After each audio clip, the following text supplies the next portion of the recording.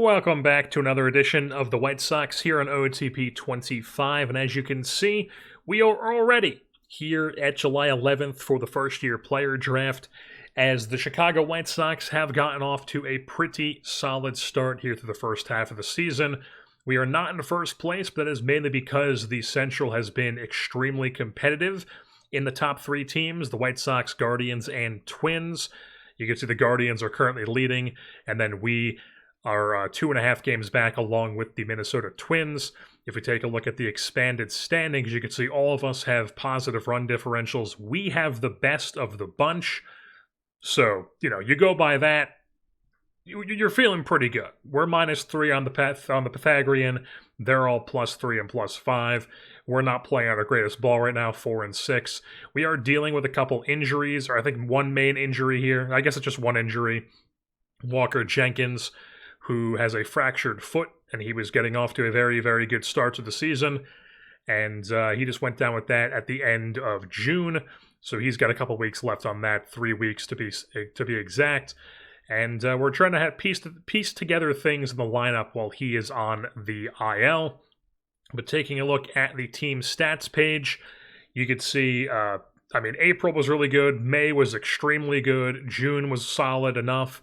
And then so far in July, we've been struggling a bit. But, I'm not too concerned here as we take a look at the offense here. Not getting a lot of hits.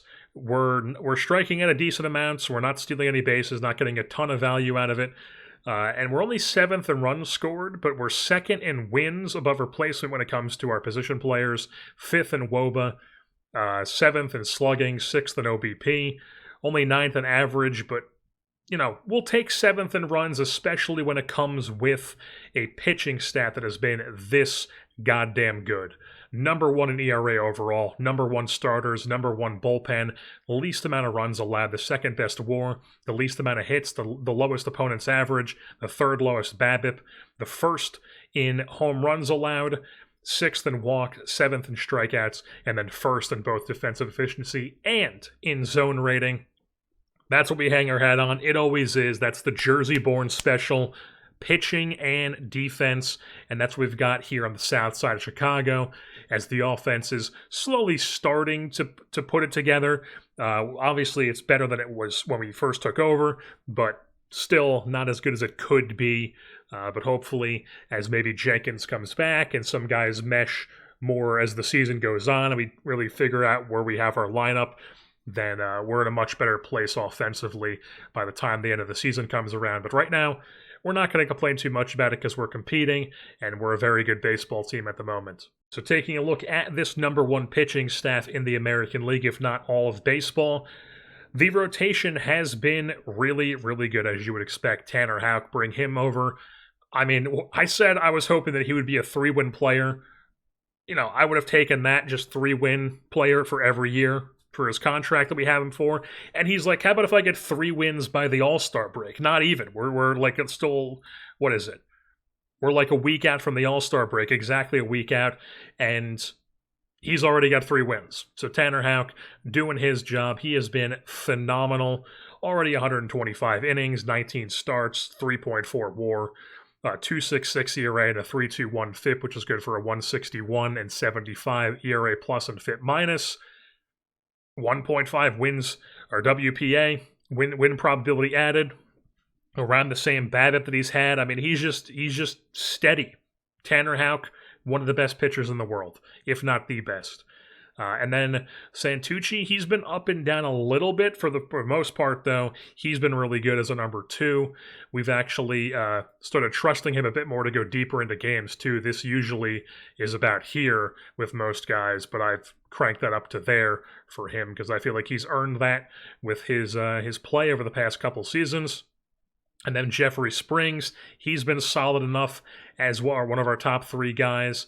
Tanner McDougal's been fine as a 5th starter. And then Matt Manning, you look at these overall numbers, and then you look at the splits. 5 as a regular starter, not great. We move him to a follower with Jason Foley paired with him, of course, as the opener. And they've just been doing the damn thing. So Matt Manning, he may just be a follower opener sort of guy paired with Jason Foley for the next couple seasons. As I'm fine with that. Jason Foley, he's on fire. He does his thing. He's got 13 starts. I mean, it's incredible. Jason Foley, the opener, that's what he does. And then the rest of the staff here, we've got Tanner Banks, who just recently came back from an injury. He had a mild shoulder strain that kept him out for 3 weeks, but he is back from that. Now he has some back tightness, unfortunately. He is getting up there in age, so, injuries are to be expected, but he's still pitching quite well when he is on the mound, which, it's not like he's having huge injury issues. Still has 58 innings in 38 games here for us in the bullpen. And then Noah Cameron's been solid in like a long relief / middle relief role. We've already talked about Foley. Jeremy Gonzalez has been doing the damn thing. He's been quite solid in his first stint here in the major leagues, the Venezuelan lefty. Hayden Younger has kind of not been great. We've dropped him from the setup down into the middle relief role because he's been so not great. He's just kind of been like up and down, not really the best. Jordan Liager, though, has been phenomenal. So he's in a setup, high leverage role. Love to see it. Trevor Rogers has not been as good as he was last year, which is unfortunate to see. But then Grant Taylor is doing quite well in his role as a stopper for us, the double barrel stopper with Tanner Banks, as he's been really good. He was good in the rotation for us last year, and now he's down in a stopper role doing the damn thing. So very versatile player, high leader. Love to see it. He's doing his thing. And then on the offensive side of things, sorted by wins by replacement, Brian Ramos, of course, has been our best player. 3.7 wins, 156 WRC plus, 17 doubles, and 25 big flies here at July 11th. Pretty damn good. 72 runs driven in, 55 runs scored, 10.6 walk rate, 15.8 strikeout rate. He's phenomenal. What else can you say? Edgar Caro's been really, really good this season, too. 2.7 wins, a 120 WRC plus, 23 doubles. Only 8 home runs, but it's not his game. And he continues to get on base at a good clip at the top of our lineup. And then Hudson Head, folks. I was saying, we were giving him some chances here. 2 straight seasons being the everyday center fielder for us. And he just never really put it together offensively, but was good enough defensively to where, there wasn't really any obvious upgrades for us this offseason. So we're running him back. And what do you know? He's got like a Hudson Head type season going on here. 2 wins here on July 11th. Triple-digit WRC plus, a league average bat. We will take that, especially when it comes with the 70 range. He's got a 6.4 ZR. He's been damn good for us. Noah Miller, he's also been really good. 1.9 wins. Horrible defender, obviously, but just a really, really, really good, horrible bat, I should say. Really, really good defender. That's what I meant to say. 14 ZR for him, as Noah Miller continues to pick it over at the shortstop position. Jacob Gonzalez did solidify himself as the second baseman, but as you can see, it has not been great as of late. Down to an 87 WRC plus, but Brooks Lee has been just god-awful. So second base continues to be just a black hole for us at the moment. And then Colson Montgomery having one of these weird down seasons for us. He's done this before, where in 2024 he was really good. In 2025 he just could never put it together. He was really good back-to-back seasons, and now he's once again just not able to put it together for whatever reason. His BABIP isn't that much lower. He's still, just nothing's going well. His walk rate and strikeout rate is about the same pretty much. I don't really know what's going on, but Colson Montgomery not really doing so hot with the bat this season, unfortunately, which is, bummer, because really our only bats that have been good have been Ramos and Caro, and then Head's been around league average. And then we've had a couple league averages performance from Zavala. He's been pretty solid for us. Jacob Tobias has actually put together a ton of home runs. He has 25 home runs, 69 ribbies, and only 7 doubles.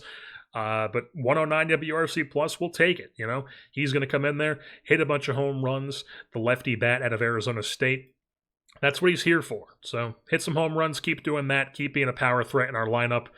Nick McLean is playing right field for us now that Jenkins got hurt, because McLean has actually developed quite decently, but unfortunately McLean not performing well at the moment in right field. And then Bouchard is playing against lefties, or he's still playing every second day against left field. So we might do something where like maybe Zavala moves to right field and Bouchard plays left field, and then McLean just becomes like the backup outfielder. But we may make that change here until Jenkins comes back. But for now, this is what we've been rocking. Then we've also called up Demarion Terrell. He is a lefty-lefty outfielder with 75 outfield range, who has put together back-to-back really good campaigns in Double-A for us last couple seasons, and he wanted to be in the big leagues, so I was like, hey, why not call him up? We had a spot open, and he's now on the big league roster for us. Very small sample size for him, so we're not going to judge his negative 55 WRC plus, but we are going to judge Brooks Lee, who has been god-awful. 53 games, negative WAR, 48 WRC plus. I mean, he's a defense first second baseman, but not even good enough to be, like, not even putting up good enough numbers defensively to, like, be even that. So, like, I don't know what the fuck his problem is, but he's just not a good player in this universe for whatever reason. And then Anthony Siegler, unfortunately, has just been terrible as our backup catcher, but he's a backup catcher. I should also mention that, have I been calling this guy Jalen the whole time? Or it's Jaden Barfield. Whatever. But I should mention, he probably would have already been in the big leagues by now if he unfortunately didn't get injured with a strained shoulder. He's had that since the end of May, so he's been out for a decent chunk of time here. He's got 9 starts then in AAA, was doing extremely well with the FIP, but getting unlucky with the ERA, which is, I always overlook that when a guy's got a FIP this good. So, Jaden Barfield, unfortunately, but he is close to coming back, so he may be on the big league team here at some point this season. And then I mentioned that second base continues to be a black hole for us. Magellan here, whatever this guy's name is, he having a really, really good season in AAA here. 4 wins with a 166 WRC plus 25 doubles, and second base continues to be a struggle for us. We might be in a situation where we send down Brooks Lee. He's still got all 3 options. He might go down to AAA. Then Jacob Gonzalez probably becomes our backup infielder, still playing a decent amount though, and we'll see what Javier down in AAA can do when he comes up. I believe he's on the 40-man roster. He is indeed, so we'll probably go ahead and do that. Our changes we'll make will probably be Magellan will become our second baseman, Lee goes then to AAA, and then we'll probably put Bouchard in left, Zavala in right, and then McLean just becomes the backup outfielder. But now it is time to dive into the first-year player draft here in 2028. We have the 26th overall selection. Number 1 overall is the Toronto Blue Jays, so let's just dive in here. Number 1 to the Toronto Blue Jays is Josh Broom out of Chicago, Illinois, and he's fragile. I mean, he looks like he could be a really good, like, generationally good shortstop, but he's fragile. So, unfortunate to see there as we move things on to our selection, as we have a couple high school players here. Matt Fleming, big-time power first baseman, high adaptability work ethic, and then a catcher who's more so not really a catcher, but does look like he could have some really good bat there if this all develops with the 85 eye, too. There's also this other catcher who actually looks like he could be like a really good offensive catcher with 60 framing, high work ethic, switch hitter from Seattle. This guy's favorite player has got to be Big Dumper. He's got to be. He's committed to Oregon Institute of Technology. Do they even have a baseball team? But I mean, yeah, just quick look through this. I mean, Isaiah Saunders probably is who we're leaning here with this type of bat at this catching ability. Probably who we're leaning. I mean, this is a really good bat too. Durable. Probably more of a corner than anything else, but could be a really good bat. That's tempting. That's tempting. He's by far the best college player available. But then there's also, like this guy's bat could be good, but I think I still like Saunders. I think it's between Saunders and Geary. It's gotta be. It's like, do we want to bank that this guy is going to actually develop? Or do we want to go with Vince Geary, who's a switch hitter, he's durable, closer to the big leagues, theoretically, high leader, high work ethic. And we could use a guy who could get to the big leagues quite quickly It's not like we have anybody who's like immediately going to be taking over like a corner outfield spot for us. This guy could be what we're looking for. He could be what we're looking for here. So Vince Geary, what are his scouting? Bunch of pluses as of recently. And you also have to imagine that if you move him to left field, this potential might even go up. So Geary, and then there's Saunders, who also has had a bunch of pluses. Not as many this season, though. I mean, just that catching ability with this bat is just so tempting. But like I said, he's a high school guy, so there's no guarantee that he's ever going to reach this. There's no guarantee that Geary is going to reach that either, but it's more plausible that Geary is going to reach it than Saunders is. And the other thing I should mention is that we don't have our third-round pick, because that's what we lost for taking Tanner Houck. So we just have our first and second, and then we don't have a third. So, and it's like, obviously Geary's not going to be here, but maybe, because sometimes the high school guys that have high potential are still here, like, longer than you think they would be. So I think we're going to take Geary, just because, I don't know, I think he's the better pick here for us. And we're gonna do it. We're gonna lock in Vince Geary here. We're also gonna add Saunders just to the keep an eye list, just in case we don't get him, and I want to keep tabs on his career as we move things on to our next pick. And he does get selected, unfortunately. There are some 60s here, so maybe Geary would have been available, but you know, I'm not hating myself for what we ended up taking. And then we got a decent, I guess he's not really a catcher though, switch hitter from Northeastern. We love the cold weather guys. Although maybe I should be more partial to Northwestern, playing as the White Sox here. Anyways, only 55 framing though, but college catcher who could be interesting. We've also got this guy, 55 framing, high schooler. Could be decent. Both of them don't have great gap power though. And he's currently at the Northeast Law and Public Service High School. Our scout thinks we should take Isaiah Cowan here. Probably the best upside. I mean, the bat looks really, really good if that develops. Definitely more of a second or a third baseman with this turn DP than anything else. Maybe could be like a left fielder too, so like a first base, third base, left field type. But switch hitter, looks like he could have a really, really good bat. Don't love the personality. He does have high adaptability though. So Cowan is interesting. This Harlan guy, probably like Cowan more than him. This Chris Bilson guy is like kind of interesting, but probably still prefer Cowan's bat. As far as these 70 range guys that are available here, like this guy's not somebody we're going to take here in round 2. Not this guy, he's kind of like a fakeish 70 range. Didion, once again, also like a fakeish 70 range. Height, I mean, like, where would this guy even fucking play? He's got 70 range, but he can't throw the ball and he can't turn DPs. But he's got this insane speed profile. Could pair really well with this gap power. That's a really interesting player. Very unique. I don't even know. I guess he's like a first baseman. I guess you're hoping that the range is going to play up and like his arm won't matter. But you know, this guy's also in the mix because he's got the holy trifecta here.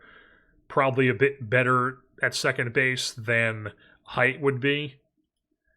We're going to add both of those guys to keep an eye, just because even if we don't get them, I want to keep tabs on their career here. And then you've got like this guy who could be an actual shortstop, but I'm not going to take him second round here. This guy also could be an actual shortstop, but I don't think he's going to be a second round pick. This guy is interesting. College guy, 65 across the board defensively, 50 potential. Could be a decent player. Justin Davis. That could be an interesting one. Justin Davis at 65 range. He also has 60 outfield range too, so super utility possibilities there. No 70 outfield range guys available. There is Rocco Homyak at a Pepperdine, 65 range, really good speed, average-ish bat. And then when it comes to the pitching side of things, it's just a couple high schoolers. Don't love this guy with only 50 movements. don't love him because he has the bad BABIP that's never going to improve. And then it's just a bunch of 50 guys who I think I'd rather take a bat when it comes to those. So I'm kind of still tempted to just take Cowan and hope that his bat does develop to be this. Because that's a really, really good looking bat. So I think we're going to take Cowan as our second round pick. We don't have a third round pick, so we move things on to round 4. And are any of these guys available still? Yeah, so the guys that we were looking at are no longer here. This guy, though, could be an actual shortstop. He's still available. You know, maybe he ends up getting a boost somewhere down the line where maybe the BABIP gets boosted in the Dev Lab or just TCR. Same with Gap Power, same with I. You could squint and see a situation where this guy's a starting shortstop for you. And this Justin Davis guy is still here, so I think that's the obvious pick for us. We're going to go Justin Davis. He is our 4th round selection. We move things on to round 5. I also saw this guy down here, just because he has a crazy name, and he's from Joburg. What do you know? Minnesota, too. Minnesota High School, so he must have relocated at some point. But interesting bat, not really interesting defensively, though. You know, he's a first base DH. I'm kind of leaning this high school bat, Jason Rivera, lefty guy. He's durable. He's got 60 gap power, 60 power, a bunch of 50s across the board otherwise, with 55 I. You know, probably more of a first baseman than left fielder. But that bat definitely plays. That bat could definitely play. Jason Rivera could be an interesting player for us. This guy, 70 range, but he only has 50 turn DP, so he's just not going to be able to really tap into that range. And then as far as the pitchers that are left here, we have this high schooler with 45 BABIP, which I don't love. He's also an impossible signee. And then we got a couple college relievers who I'm not really interested in. Like, I don't think I want to take a college reliever here. If we're taking college anything, it's going to be a starter. And I'm just not really... He's not good. He's not interesting. He's not interesting. He's not interesting. He's probably the most interesting of the bunch, but not anything too crazy. So yeah, if we're going to take any college pitcher here, it's going to be this Chris Standley guy from University of Pittsburgh. But I'm not really sold on him. Yeah, not a lot of stuff that I'm interested in there pitching-wise. Our scat thinks we should take Justice DeYoung out of Duke. Don't really love that. We also have Jesse Gardner here, who has a similar sort of, like, what I was looking for with Rivera was I see a 60 gap, 60 power, and that's also what Gardner has. But Rivera has the potential to be a better contact than I guy, whereas Jesse Gardner, closer to the big leagues, though, could maybe be a second baseman. The arm is definitely going to be questionable. Righty bat. I mean, the eye's probably going to hold him back. High adaptability. Front runner for a second base spot. I mean, he's interesting. He's interesting for sure. I'm kind of tempted to go Jesse Gardner here and maybe hope that Rivera's still there next round, because I don't love these 60 guys. Like, I don't really know why this guy's a 60 overall, or a 60 potential. I guess just because he has decent BABIP. Like, I don't know. I don't see it. I don't see it with him. This catcher, like, maybe this framing plays up at some point, but I don't love the gap. Yeah, let's do it with the catcher. Let's go with the catcher, Ralph Liddell. He's going to be our guy. We're taking him round 5. We move things on to round 6. Rivera's still here. So is Gardner. I think we're going to take Rivera. We're going to take another high school guy here, lock him in, move things on. Gardner's still here. We're taking him, not even thinking about it, moving things on. Round 8. Couple 50 guys left here. This guy's bat is interesting. Durable as well. Or do we take the South African just because he's got a cool name and I could do the Joburg joke over and over again? No, I think we're gonna take this guy, Josh Dundas. You know, definitely a first baseman, but looks like his bat could be really good. So we're gonna take him, lock him in, move things on, and then he's still here. So why not? We're gonna take him round 9, move things on. So here we are at the rest of the draft here. Number 10, we took Andrew Guth, right-handed pitcher out of the University of Miami. Basically the only guy available who had 50 BABIP. There was just a ton of guys who had horrible, horrible BABIP ratings, so we just decided not to take any of those guys. He's got adaptability and intelligence as well. Then in round 11, we took Gary Sigsworth, a outfielder with 70 grade power potential, adaptability, and intelligence. Who knows? Maybe he develops, maybe he doesn't. In round 12, we took Dongdo Pao Mao. He is a first baseman, I guess kind of third baseman, probably more so just a first baseman. We'll just make that change right now, honestly. Could have a decent bat out of West Virginia. Switch hitter, cool. 13, we took Alvin Ratliff with his 75 range because we were just taking a lot of guys who could play defense throughout the minor leagues. So Alvin Ratliff, boom, he gets locked in there. Round 14, we take Rashad Hayes, who has 60 range in the infield and in the outfield. He's going to come in, play some defense for our minor leagues. Round 15, same sort of thing, 60 framing for the minor league development. And then round 16, Kevin Whitson has decent home runs allowed with decent control, only 45 BABIP though. That was a recurring theme throughout this entire draft. Round 17, we take Chris Johnson, 45 BABIP, big time stuff though, with a fastball curveball combo. And then in round 18, we take Tom Snyder, knuckleballer. Why not? These guys never pan out, but who knows? He gets taken. Round 18, we take Amari Jefferson, who is University of Tennessee in real life football player. He's a receiver for them. I believe he was maybe a transfer. I don't know. I know he was a two-sport athlete, obviously. I don't think he actually plays for the Tennessee baseball team that no longer employs Tony Vitello. But Amari Jefferson, I just thought it was cool that he's a real guy that I've heard of and can play some defense for, rookie ball or whatever. Who cares? And then in round 20, high intelligence guy because he's from Columbia, apparently. High-ish framing. Catch our minor leagues. Who gives a shit? That's round 20. That was our draft here in 2028.